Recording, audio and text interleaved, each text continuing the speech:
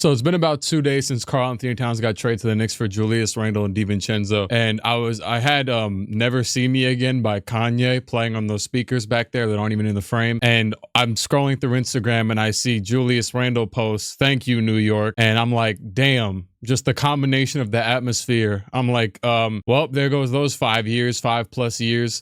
I seen his wife post about how they raised their son from when he was 2 to soon to be like 2.5 to almost 7 or 8 years old or something like that. It's been a long run with Julius Randle, and I want to give my respect to him because he literally saved the entire city of New York, basically, the day that Kyrie Irving and Kevin Durant decided to commit a cardinal sin and go to Brooklyn for some reason, which I feel like they like committed, like, or they just, I don't know, maybe I have like power over the universe or something, because I definitely didn't want them to succeed, even though I did go to like playoff games for them and stuff, like, because I'm like, screw it, if you're gonna win, I might as well go experience something. And also nobody's really going to those games anyways. But at the end of the day, Julius Randle brought back the Knicks in a weird way.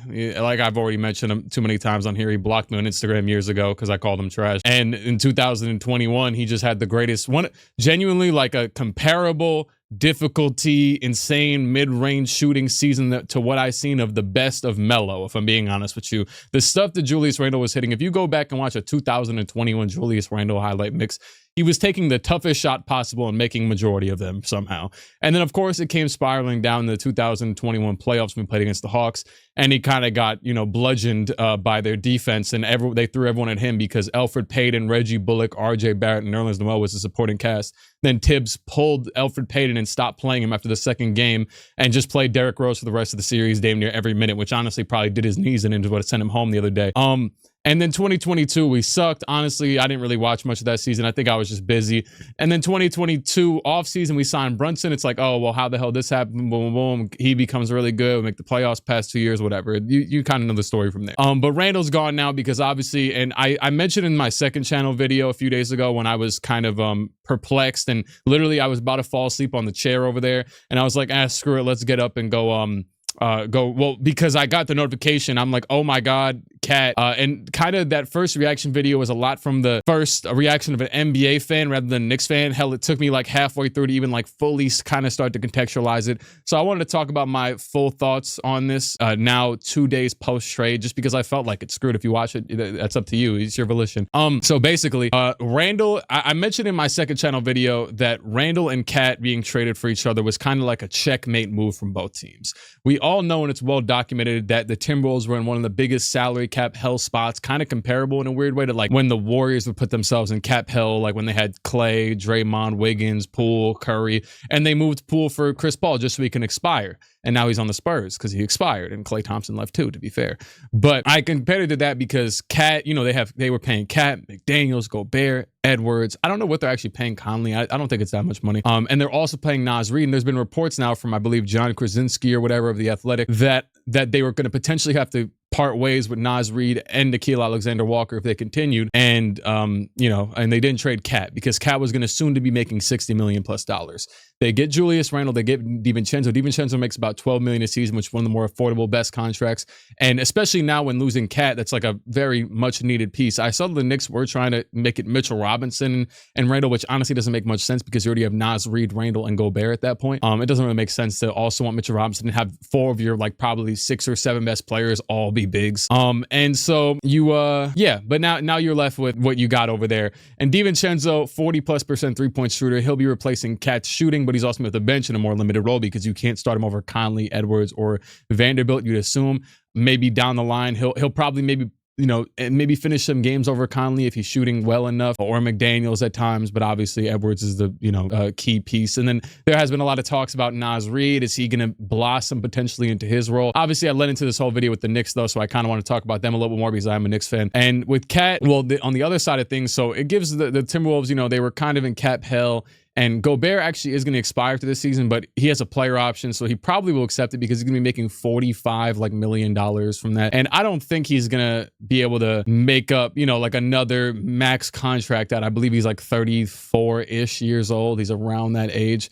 So I don't think he's going to make another max contract up before his career is done. So he'll probably just take the player option and say, screw it, I'll get what I can get at the end. If anything, he's probably going to be in the same form now that he will be a year from now. So if he can get like a 3-year deal for like $100 million after the season, which is a good 33-ish million a year, that'd be pretty good for his career. And I think he could get that at 34 or 35, to be honest with you, assuming that he continues his production he's currently at now. Since Gobert's not like a DeAndre Jordan type where like he relies off his athleticism or something, I just mentioned DeAndre because like both like limited on skill on offense, but Gobert's actually like a tactical defender, not necessarily. And he is just a body. He's not doing a lot of things that are all dependent upon his verticality or his, mobility. It's like kind of just like, oh, I'm just here. And I have good instincts sometimes defensively, most of the time. Although he can't guard a damn perimeter player, but he can sometimes. He just gets cooked by the best of them in Terrence Mann. So with the Knicks side of things, their whole cap hell thing that they got themselves out of as well. Obviously, it wasn't ideal to go DiVincenzo, and it's also not ideal to have to acquire a dude that's going to be getting paid a supermax. But what also isn't ideal is the fact that they were about to be setting themselves up to ironically be in a similar situation that the Timberwolves would have been in, but except with a player who, especially for the fit of their team and possibly more than likely, most people would agree, talent-wise, is just worse than Julius Randle, which is Cat. Cat is, better than Julius Randle. Sorry, I don't know. I just caught myself there. I don't know why I said that. He's more than likely would be agreed upon by most people to be better than Julius Randle. And then he's also younger by a little bit than Julius Randle. So, and then you also, in desperate need of a center, Mitchell Robinson is always injured. He's injured about half, if not all, of almost every season for like as long as I can remember at this point, damn near since like 2019. He's always been injured ever since, honestly, he put on a lot of weight, like really, like he just like tactically did, but I guess it wasn't too tactical because he put on like 100 pounds and like, or it was like 60 or something. He became mad muscular and stuff. And I don't know if that had to do with it, but he got injured a lot ever since. And yeah, so now it's like, oh, do we even have a center? Are we gonna have to rely off of at some point during this run Jericho Sims and Precious Achiuwa? And even if even if Cat gets injured, and that's the case regardless, at least that wasn't what we were tactically planning to happen. Like Randle was the only center right now, assuming Mitchell Robinson was going to be, well, he is going to be out until January at the least. And now there's rumors that they might want to trade him as well. So you're left with Cat now, with Brunson, Bridges, OG. I think in a basketball sense, now if we could talk in a basketball sense for both teams, what I was going to mention though is that Cat isn't going to expire for the next 5 seasons. The Knicks now have a player that basically is to the extension. Cat's going to be getting about $50 million a season, right? Randle was potentially could have forced the Knicks to pay him $40 million a season. And on top of the fact that Randle hadn't agreed to an extension yet, so it's likely that he hadn't gotten the extension that he wanted. Now, I say Randle could have forced the Knicks to pay him that money because basically, if, and there's agents and people that are smart, so they know that they can potentially leverage and leeway and use leeway to get teams that get into these positions they don't want to be in. And then when you do that, you end up with like the Hawks with a John Collins when you're trying to trade him for 6 years because you actually didn't want to sign him to the contract. You just didn't want to lose him for nothing. And I think that's what the Knicks might have ended up with Randle because they didn't extend him previous to the season. They did the same thing with Quickly last year where it looked weird where it's like, wow, you traded RJ and Quickly. And I mentioned in my other video, which people were like, oh, what do you mean RJ and OG? RJ and OG are the same player. They're not. No, I wasn't mentioning that. I was saying that they're on the same tier as to where people were like, oh, wow, you traded RJ, who's on a similar-ish tier of talent, whatever, in different ways. But you know what I mean? If we were to tier list NBA players, it's like that's where people, at least at that time, would have put them. And then you throw in Quickly as well, who was like 6th man of the year almost last year. And it's like, well, because contractually they were like, well, we're not going to be able to keep him anyways. So we might as well move him that we can then get the player that actually fits our team better. And they got, I would say, lucky and also, I guess, inside enough to know that McBride would just kind of fill that role. And now, sure, the Knicks sit with a lot less depth.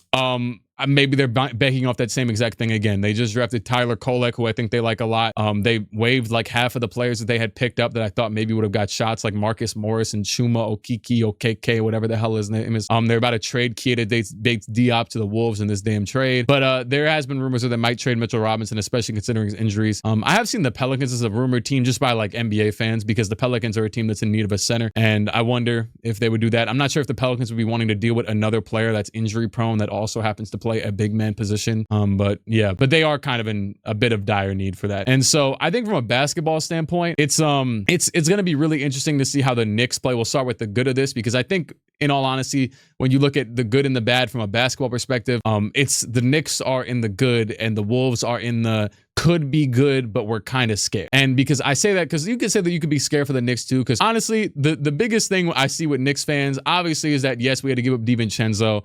And I kind of look at that with a bit of caution. I err on the side of caution. I'm like, do they have a bigger plan at hand? Or do they really just think, which I don't know with the new CBA. I'm gonna be honest with you, like, I know that the Wolves just got, they can now potentially have Gobert expire, which I doubt. They could also extend Gobert instead of his player option.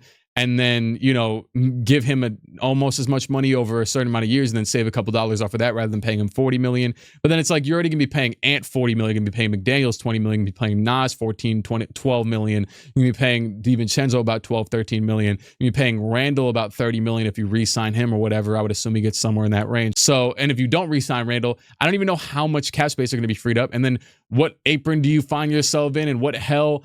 It's a lot of confusion with there's obviously a lot of criticism towards all this apron stuff as so it seems. And so with the Knicks, I think that from a basketball standpoint, they're the side where we're like, okay, they made this for a basketball move, needed a big man, and not only that, but Cat will give Jalen Brunson the first opportunity he's had to play with a spaced out five.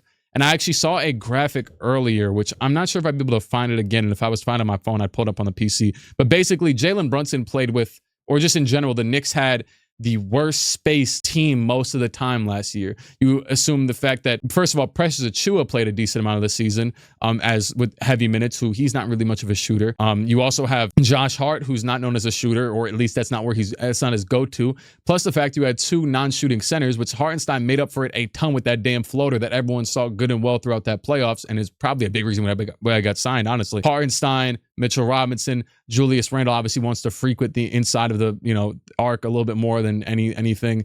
And although obviously all these players I'm naming, at least the ones that aren't pure centers, can roam around the three-point line.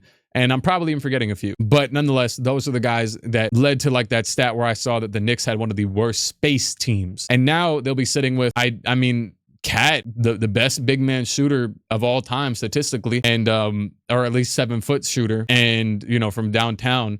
So now, you know what's funny actually, from a love perspective, just like it caught my damn brainwaves, was I was watching Cat and I'm like, damn, you know who this reminds me of? I'm like, I haven't seen a player like this on my team in so long. Ironically, if there was one between player who doesn't even do this anymore, and you're gonna think I'm a loser for mentioning this name, but Luke Cornett did it for like 3 seconds for the Knicks. They used to call him Unicornet. That was a terrible time. And before him was Kristaps Porzingis. And Porzingis, down there, you can see all like the little autographs and stuff. He's on there somewhere. He's underneath, I think, like there's a Charles Oakley one there and a Frank Ntilikina one. I don't know why I just lay those across I don't want to put them up, honestly. That's just a different time of my life. But yeah, there's a Walt Frazier one down there, an Enes Kanter one, a Frank one. Anyways, what was I gonna say? With Cat, he reminds me a lot of Kristaps Porzingis. Obviously not 1-to-1, but the fact that he could shoot them. This is literally on just a pure bias perspective of like, oh my God, we finally have a player that could do this again. I used to love when KP would just shoot over people, his tall 7-foot self. And as a fan for a long time now, I remember vividly when we just won a couple games that ruined us back in the 2015 season, and near the end of the season that put us out of the sweepstakes for the worst team in the league. And then we bounced from 2 to 4. Obviously, we still got one of the better players in the draft who eventually, you know, found his own demise through getting out of here and his own injuries and stuff and his own turmoil with the team. But to think that we were actually maybe could have had Towns in the first place all those years ago. So now we get him towards the peak, the prime, the best era we could ever imagine for this team in the past 20-something years. On paper, I mean, I personally have the belief that always these teams of the modern era are better than any team back in the old era. So, I mean, it's literally the most talented team maybe the team has ever had, I guess. I don't know. The other 70 teams were low-key nice, too. They had Dick Barnett and Bill Bradley, Dave DeBusschere. Okay, let me get on my bag. Anyways, back to this current team. So now you have, rather than, and this is my big thing, is that with Randle, I felt like, and this is kind of not really a feel-like thing, it's just the truth, is that because Randle's a 6'8" player, he's a strong body, but he's not like a guy that is going to get easy looks ever, unless he's wide open like any normal person in the damn world. Randle's a guy that he's going to catch it on the wing. He's probably going to have a man already on him that didn't help off. He's going to have to ISO him. He's going to have to bully him. He's going to have to take a shot over him, like his fading mid-ranges from years ago, which he actually kind of toned down a lot because he started to be worse at them and Brunson started to be better, so he just gave the shots to Brunson. He's going to have to take threes, which he isn't really that good at. He had one good season. He's kind of inefficient with them. He's going to have to bully his way to the basket. He's gotten a lot better with passing and turnovers in general over the years, as far as I'm concerned. But I just think that now you have a guy where, first of all, he's a, you know, big body who can run a pick and pop with Brunson, a pick and roll. He could still get to the rim. He's still a decent enough passer.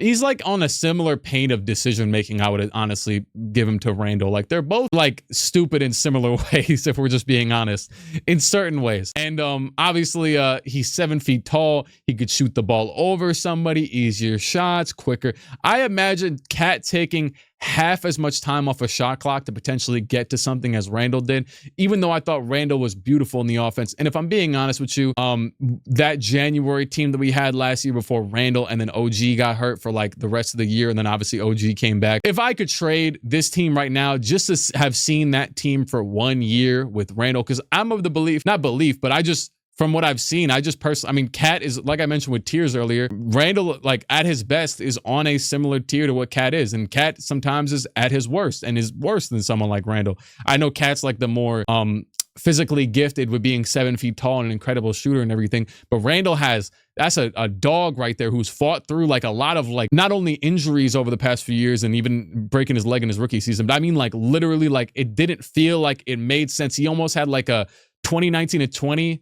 He almost had like a Pascal Siakam, like the random mid-20s development. Pascal, I believe, should have been a little bit younger around the time that he went MIP, since he was later to, actually, they were only like 2 draft classes apart. But anyways, had like a weird development where it's like, oh, he used to be just driving to the lane, bricking shots from the outside, every single one, to what the hell, his mid-range is the best I've ever seen of any player since Melo, and this and that, at least in a Knicks jersey, and this and that, whatever. I'm like, damn. And so that's why I say that Randle, you know, if you watch Randle and you're not like one of these people. Now, obviously, the big critique with Randle has been like playoff performance, which once again, that's not really a thing that was ever like a concern of me, because I mean, yes and no. 2021, yes, he was trash, but the team was terrible around him and Derrick Rose. The team was pretty garbage. RJ Barrett was decent, but RJ Barrett was never much of a self-creator. He was more of a really and truly like maybe 1 dribble, 2 dribble drive off of someone else's creation past a defender. He was never a great ball handler, especially at that time more than ever, because he was still in his 2nd season. And he was actually a good outside shooter that year. And I think that's what really carried both him and Randle. They both shot over 40% from 3 that year, which was kind of weird. And so, yeah, but it was really like when it came to creation, having the ball in their hands, going for it, it was Randle and Rose and nobody else. Because I mean, and Alec Burks off the damn bench, and he had one really good game 1 that I was at, actually. And so this year now, but anyways, back to the, like I said, I think it'll be a lot more seamless how they'll potentially go about things. Cat taking the 3, he'll actually kind of, the way that Randle kind of tightened up his shot selection this past season and was taking less tough mid-ranges and more either disciplined inside or 3-point shots, even if he wasn't shooting that well from 3, he still was taking the shots that made sense and didn't not make sense for a team that was as talented as it was. And just, you know what I'm saying, to just, you know what I mean? Like kind of in a sense play to the analytics of the modern day, because it just doesn't make sense to not run it's kind of like Boston, because Boston Tatum was a trash can from 3 for the last 5 months of the season, but he still kept chucking 3s because that was their game plan. And the game plan is, oh, we'll get O boards, we'll keep the gameplay fast, we're better than every other team, we'll keep them on their toes, we'll tire them out, we'll still at the end of the day make more 3s and more weird layup attempts, keep the floor space than they would. Like just very, very like 2K rec center ball is what the Celtics were running a lot of the time. And Joe Mazzulla is a madman, so it makes sense. And, you know, Kristaps Porzingis high post-ups over shorter players and getting switches. Very like remedial ball that you couldn't necessarily stop. And I think that's what the Knicks were trying to kind of lean towards. And they actually had to lean away from it come playoff time. And they just went Brunson ball because they had nobody else. Everybody else was injured, aka Randle. He was like a very big time backbone of the actual cohesion of the team portion of it. And then Hart kind of fixed that up because he was so good on the fast break and getting to the basket. DiVincenzo obviously helped the entire second half of the season because he hit so many damn 3s. And so OG was kind of like a weird bully ball bucket sometimes, not really the best ball handler. And so actually that's the second part of it. I haven't really talked about the Mikal portion yet, but Mikal now I think will actually take a decent amount of once we got Mikal, there wasn't much that was like in my head psyching me out to like really be super excited about the turnover from year to year with the team. Aside from the fact that we just basically, minus the draft picks, which don't exist yet, so screw it, who cares? That Mikal is just an added piece to an already insanely talented team, and it's like, oh snap, great. But in theory, I would assume that the lineup, if Randle was still around, would work pretty similarly. Now that Randle's gone, since we lost our other 6'8", 6'8" wing creator, because I would still place him in that category, even though he is a big body who can get to the rim. Mikal now is a guy that works on the perimeter, and I would imagine he's going to take Randle's touches of like, oh, I'm running around and shooting tough mid-ranges, or basically doing a like 60 to 70% of the portion of what he was doing on Brooklyn, hopefully more efficiently than he did this past season, because he'll have a lot less on his shoulders. And that's really that. But I assumed that he was kind of going to fit more into like a normal DiVincenzo role than anything, and maybe with a little bit more creation than that. I still assume OG is going to be in the same role that he kind of has been his whole career, from being honest with you. I've seen like rumors sometimes that's like, oh, OG wants more touches. Shut the hell up. But if you go and make them though, yeah, go ahead. OG got that little cool green animation to be hitting where he takes that extra hop after he shoots. And so now I think Cat will work as like a big body presence. He's in the post. He's running weird handoffs. He's like a fake guard big, but I think a lot of his stuff will be quick decision making rather than, you know what I'm saying, how him to lull around considering all the talent that's on the team. I think it's fair to say, be on his most talented team of his career. The Wolves are great, but I would put Brunson in that similar tier, obviously, of Anthony Edwards at this point. I know it's still weird for even me to say, I'm just being honest with you. They're like, oh, this 6'1" point guard that posts up all the time is this good. But he hits so many damn shots. I mean, it's just undeniable at this point.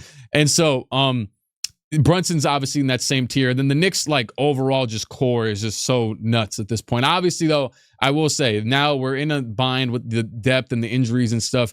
I have seen a lot of people, which I think I might have mentioned even in my one of my videos I made along the past few days, which is that I feel like they're even replicating the Celtics even in that way, where Boston's depth isn't that good. There's like, screw it, we're going to stagger the starters and we ball. The only issue with that is that Boston stood relatively healthy, minus Porzingis actually got hurt for a bit, but then you have Horford, even Kornet's solid. He's just a big body. The Knicks are like weird because Kornet has, 5 years of experience. Jericho Sims is a bit more on the confusing side. He looked lost out there when he played in the playoffs for like 3 seconds. They tried to try as hard as possible to not play him until they really needed to. Jericho Sims looked lost. Precious is actually, he has his moments. He's 50% of the time the smartest player in the world, and 50% of the time he's the dumbest player in the world. And then you have obviously, aside from that, off the bench, whenever, let's say, Mitchell Robinson comes back and he's not starting and Hart still starts, you have Mitchell Robinson, McBride, and Cameron Payne, Tyler Kolek. I might be forgetting a few others. Precious, and that's really it.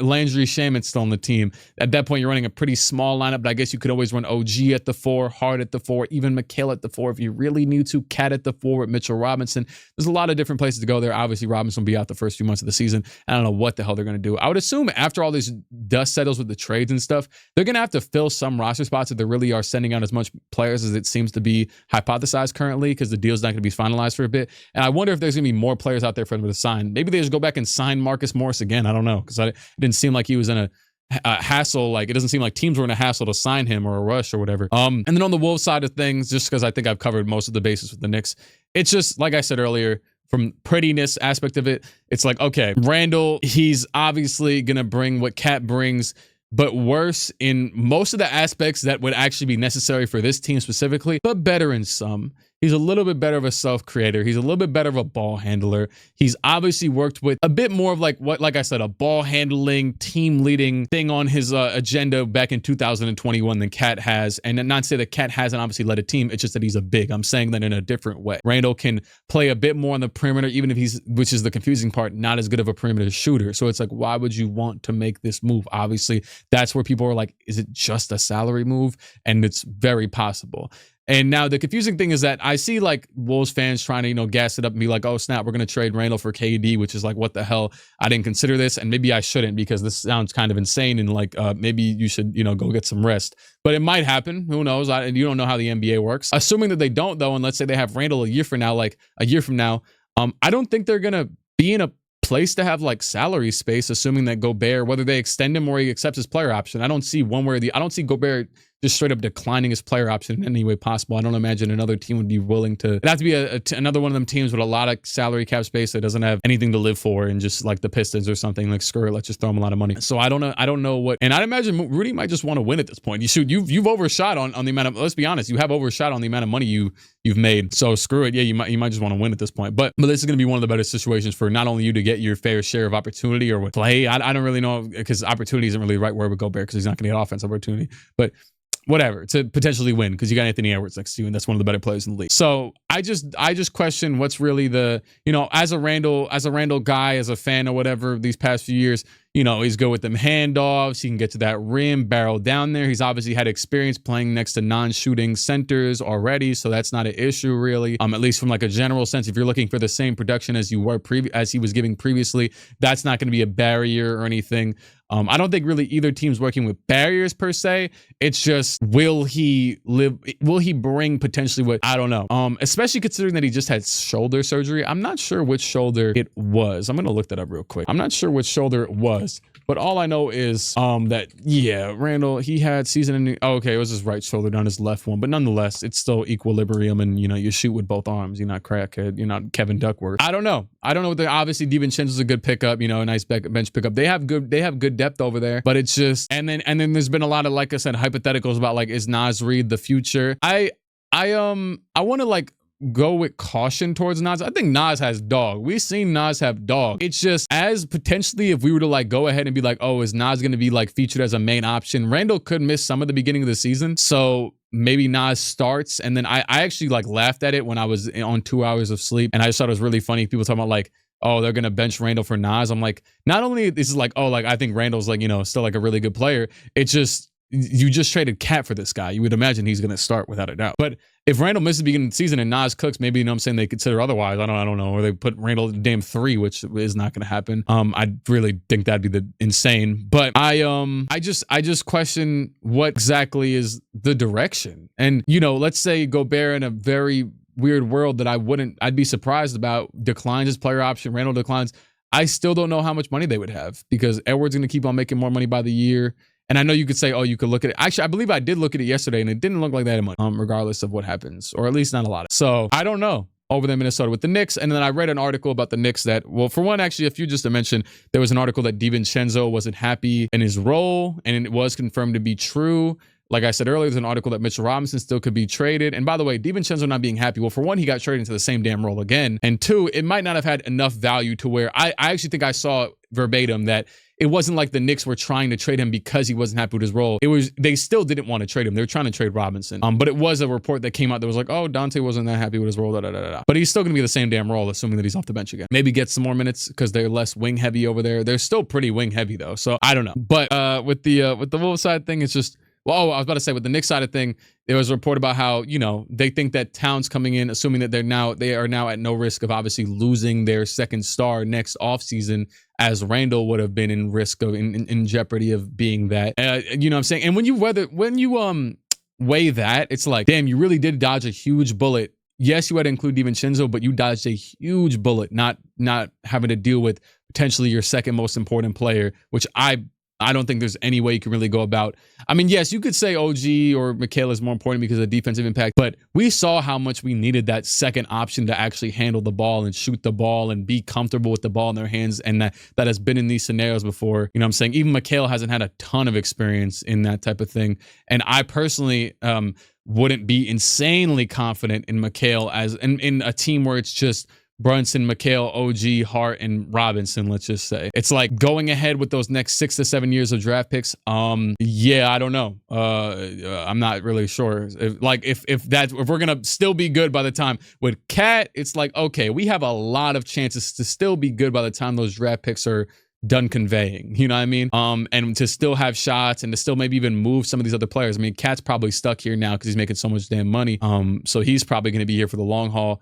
But aside from that, yeah. So it's been interesting. And the Wolves, a lot of questions. And with the Knicks, they got rid of the questions, but now it's just time to prove it on the court, basically. And Cats and Nick, I actually saw a tweet like some dude sat next to Worldwide West. If you don't know Worldwide West, he's mentioned by Jay-Z in that damn Pound Cake song. And he works with the Knicks. He's like an undercover damn spy. He's got so many sources but he works with the Knicks. And there's some dude that sat next to him at a game like 10 years ago. He had tweeted, I don't know if it's reputable or not, but I'm just going to tell the story because it was interesting. And he's like, I sat next to Worldwide West, and he told me that within the next X amount of years, Tibbs would be the coach of the Knicks and Cat would get traded to the Knicks or be a Knick somehow. And well, Cat was from around the area. I believe he was from Jersey. And, I know he's like Dominican, but he's from around here. And so, he made his way back. And yeah. And I would assume too, around that time, probably were thinking they were going to be on the Knicks. If the Knicks were going to be the worst team in the league, they just about barely missed it. But yeah, like him and his team or whatever, him and his camp. But that's my thoughts on this second day. Shout out to Julius Randle. And I know I really haven't talked about DiVincenzo in this, but I think that I really do view this as it had to be done in a sense, especially with the Robinson injury recently. And, I was at that Knicks game when DiVincenzo hit that damn shot with off the Hartenstein rebound. I remember just thinking about Hartenstein, and I was like, damn, there's no way in the Garden. I remember thinking this and saying this out loud. I'm like, there's no way we lose that dude. Hartenstein left on his own volition. Now DiVincenzo's gone too. The entire genesis of that whole play, which is insane to think about that after. And it's a crazy time. Like, even just for all NBA fans, even for Wolves fans, it's like, dog, you had this dude for 10 years. And obviously that's not a place I could speak of through authenticity, is like, oh, like, obviously I'm not a Wolves fan, so I don't really care. But it's like, damn, like, that dude got drafted there 10 years ago and was there forever. And y'all finally made it to the conference finals. He was a big part of them winning past the second round, and then gone just like that. For not even players, if I'm a Wolves fan, I'm not, just in a sense of like, did we improve? Like, from me, I have bias for my guy Randle. I think it could work out. But as a Wolves fan right now, I'd be like, I don't know. So yeah, it's been real. It's been fun. And I think that's it for now. Shout out to basketball, and shout out to Oxygen.